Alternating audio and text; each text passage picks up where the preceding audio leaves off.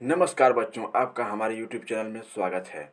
हम यहाँ आपके लिए लेकर आए हैं कुछ क्वेश्चन जो क्लास 10th के प्रकाश चैप्टर से लिया गया है।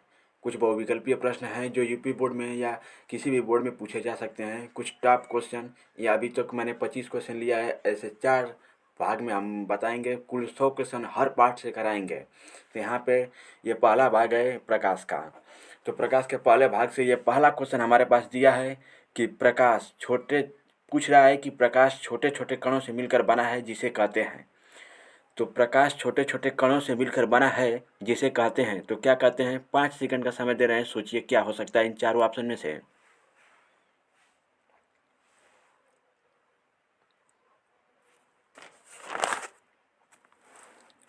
तो इन चारों ऑप्शन में से जो सही आंसर है वह है फोटान। यानी प्रकाश अगर छोटे छोटे कणों से मिलकर बना है तो उसे फोटान कहते हैं। बढ़ते हैं हम अपने अगले क्वेश्चन की तरफ। अगला क्वेश्चन पूछ रहा है कि प्रकाश तरंग किस प्रकार की तरंग है। तो इसके लिए भी 5 सेकंड का समय दे रहे हैं, सोचिए कौन सा आंसर सही हो सकता है। तो प्रकाश तरंग अनुप्रस्थ तरंग की प्रकार की तरंग है। यानी प्रकाश तरंग पूछ रहा है कि किस प्रकार की तरंग है, तो प्रकाश तरंग अनुप्रस्थ तरंग की प्रकार की तरंग है। इसका जो आंसर होगा पहला होगा। चलते हैं हम अपने अगले क्वेश्चन की तरफ। अगला क्वेश्चन कह रहा है कि प्रकाश का तरंग सिद्धांत किसके द्वारा प्रस्तावित किया गया है। 5 सेकंड का समय दे रहे हैं, सोचिए कौन सा आंसर सही हो सकता है।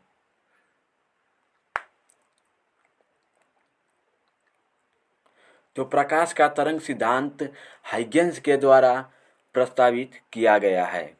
बढ़ते हैं अपने अगले क्वेश्चन की तरफ।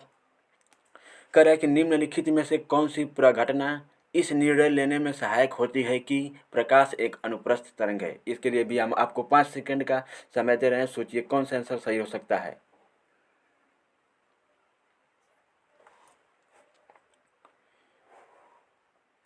तो जो इसका राइट आंसर होगा वो होगा ध्रुवीकरण। बढ़ते हैं अपने अगले क्वेश्चन की तरफ। कह रहा है कि प्रकाश के विद्युत चुंबकीय स्वरूप की खोज किसने की। तो इसमें भी आपको 5 सेकंड का समय दे रहे हैं, सोचिए कौन सा आंसर सही हो सकता है।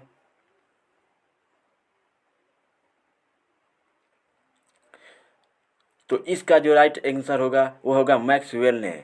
मैक्सवेल ने प्रकाश की विद्युत चुंबकीय स्वरूप की खोज की थी। बढ़ते हैं अपने अगले क्वेश्चन की तरफ। अगला क्वेश्चन कह रहा है कि किसने सर्वप्रथम याद दिलाया कि प्रकाश तरंगों का विवर्तन है।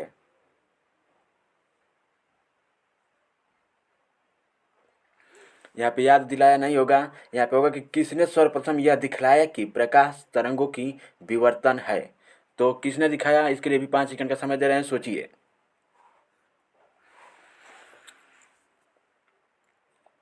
तो जो इसका राइट आंसर होगा वो होगा ग्रेमाल्डी।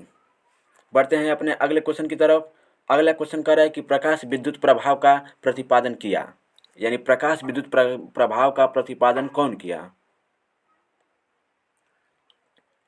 तो इसके लिए भी आपको 5 सेकंड का समय दे रहे हैं, सोचिए कौन सा आंसर सही हो सकता है। तो इसका जो राइट आंसर होगा वो होगा तीसरा, एच हर्टस। बढ़ते हैं अपने अगले क्वेश्चन की तरफ। अगला क्वेश्चन कह रहा है कि निम्नलिखित में से कौन सी घटना प्रकाश और ध्वनि दोनों में घटित नहीं होती है। यहाँ पे नहीं होती दिया है, तो सोच के बताइए इन चारों ऑप्शन में से कौन सा ऑप्शन सही हो सकता है। तो इसका जो राइट आंसर है तीसरा होगा, परावर्तन। बढ़ते हैं अपने अगले क्वेश्चन की तरफ। अगला क्वेश्चन, इसका परावर्तन नहीं होगा। 8वां का जो होगा वो ध्रुवण होता है। निम्नलिखित में से कौन सी घटना प्रकाश और ध्वनि दोनों में घटित नहीं होती है। तो जो नहीं होती है वो होगी ध्रुवण की। बढ़ते हैं अपने अगला क्वेश्चन, क्वेश्चन नंबर 9। किसी अवरोध की कोर से प्रकाश का मुड़ना क्या कहलाता है।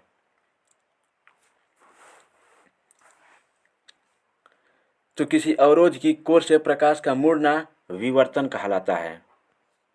बढ़ते हैं अपने अगले क्वेश्चन की तरफ। 10वां, कर एक निम्नलिखित में से कौन सा सिद्धांत प्रकाश के तरंग प्रकृति की पुष्टि करता है। तो इसके लिए 5 सेकंड का समय दे रहे हैं, सोचिए कौन सा आंसर सही हो सकता है। तो इसका जो राइट आंसर होगा वो होगा व्यतिकरण का सिद्धांत, यानी आंसर नंबर 2। बढ़ते हैं अपने अगले क्वेश्चन की तरफ। अगला क्वेश्चन कह रहा है कि प्रकाश विकिरण की प्रकृति होती है। प्रकाश विकिरण की प्रकृति होती है तो तरंग के समान, कि कण के समान, कि दोनों के समान, कि दोनों के समान नहीं। सोचिए कौन सा आंसर सही हो सकता है।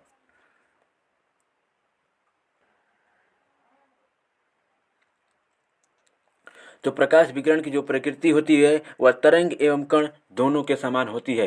Answer number 3। बढ़ते हैं अपने अगले क्वेश्चन की तरफ।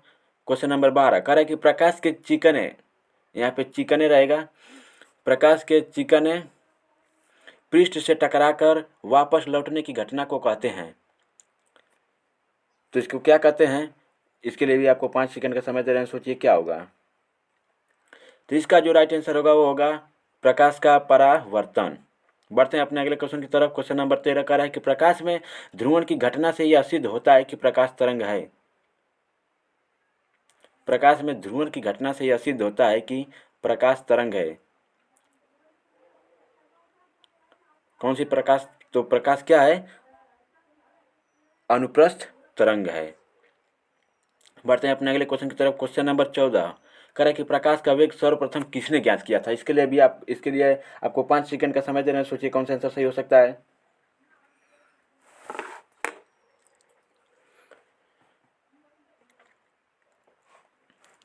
तो जो प्रकाश का वेग सर्वप्रथम ज्ञात किया था वो थे रोमर। बढ़ते हैं अपने अगले क्वेश्चन की तरफ। क्वेश्चन नंबर 15 कह रहा है कि प्रकाश का वेग अधिकतम होता है। तो प्रकाश का वेग अधिकतम किस में होता है? तो प्रकाश का वेग अधिकतम निर्वात में होता है। बढ़ते हैं अपने अगले क्वेश्चन की तरफ। कह रहा है कि माध्यम के तापमान में वृद्धि के साथ प्रकाश की गति, अगर किसी माध्यम में अगर हम तापमान की वृद्धि करेंगे तो उसमें प्रकाश की गति पर क्या प्रभाव पड़ेगा? बढ़ती है, घटती है, वैसे ही रहती है, साथ गिर जाती है। तो सोचिए क्या हो सकता है इन चारों ऑप्शन में से। 5 सेकंड का समय दे रहे हैं।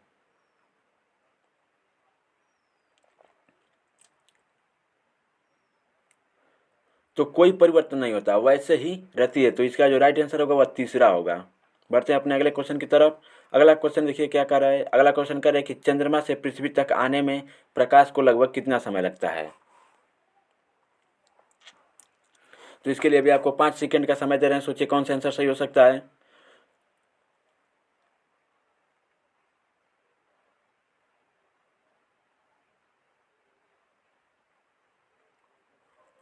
तो इसका जो राइट आंसर होगा वो होगा 1 सेकेंड। हाँ, चंद्रमा से पृथ्वी तक आने में प्रकाश को लगभग 1 सेकेंड लगता है। बढ़ते हैं अपने अगले क्वेश्चन की तरफ। अगला क्वेश्चन कह रहा है कि पूर्ण सूर्य ग्रहण का अधिकतम समय होता है। पूर्ण सूर्य ग्रहण का अधिकतम समय होता है। तो इसके लिए भी आपको 5 सेकंड का समय दे रहे हैं, सोचिए कौन सा आंसर सही होगा।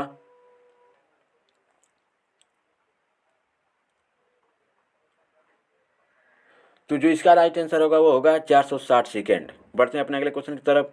कह रहा है कि चंद्र ग्रहण घटित होता है। इसके लिए भी आपको 5 सेकंड का समय दे रहे हैं, सोचिए कौन सा आंसर सही हो सकता है।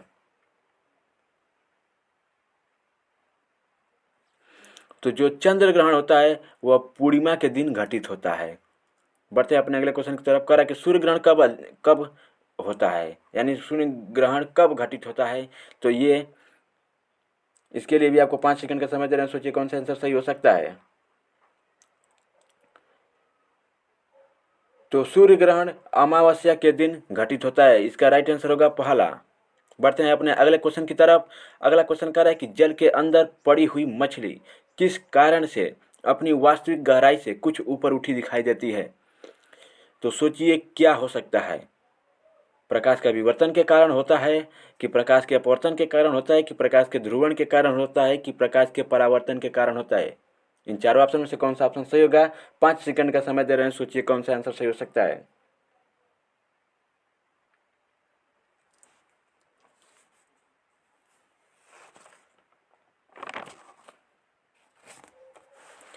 तो जो इसका राइट आंसर होगा वो होगा प्रकाश के अपवर्तन के कारण।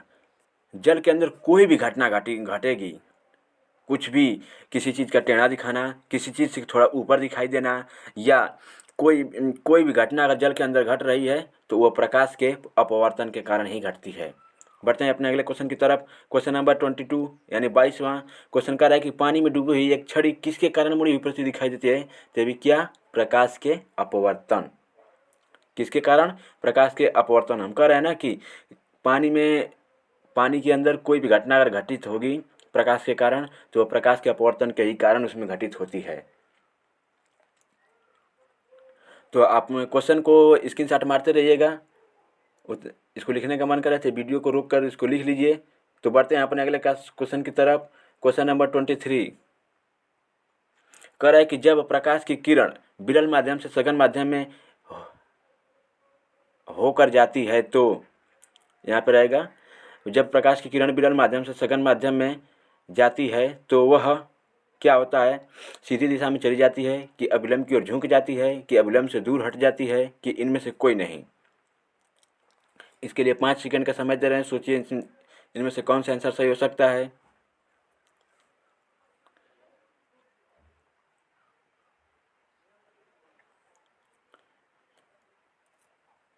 तो जब प्रकाश की किरण विरल माध्यम से सघन माध्यम में जाती है तो वह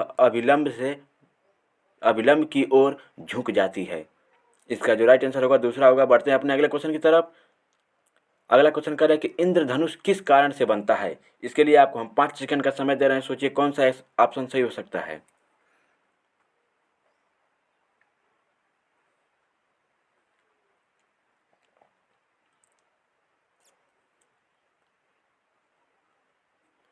तो जो इंद्रधनुष बनता है वह अपवर्तन और परावर्तन दोनों के कारण बनता है, जो इसका आंसर होगा 4 नंबर। बढ़ते हैं अपने अगले क्वेश्चन की तरफ और ये हमारा लास्ट क्वेश्चन है। इसके बाद अगला वीडियो बनाएंगे अगले भाग में, भाग 2। ये भाग 1 रहेगा। भाग 2 में 25 क्वेश्चन, भाग 3 में 25 क्वेश्चन और भाग 4 में 25 क्वेश्चन डालेंगे। यानी कुल मिला जुलाकर प्रकाश से हम 100 क्वेश्चन को याद करेंगे। 100 क्वेश्चन अगर आप याद कर ले रहे हैं तो प्रकाश से कहीं से भी कोई क्वेश्चन पूछेगा, एक भी छूटेगा नहीं।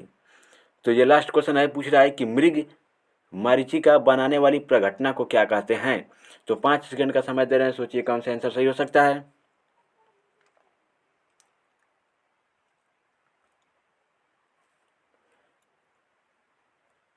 तो जो इसका राइट आंसर होगा वह पूर्ण आंतरिक परिवर्तन।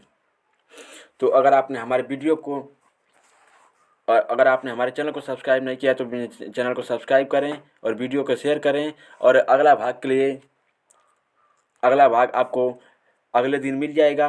तो भाग 1 देखें, यानी भाग 1, भाग 2, भाग 3, भाग 4 पूरा देखें प्रकाश का, कि आपका एक भी क्वेश्चन रुके नहीं। धन्यवाद।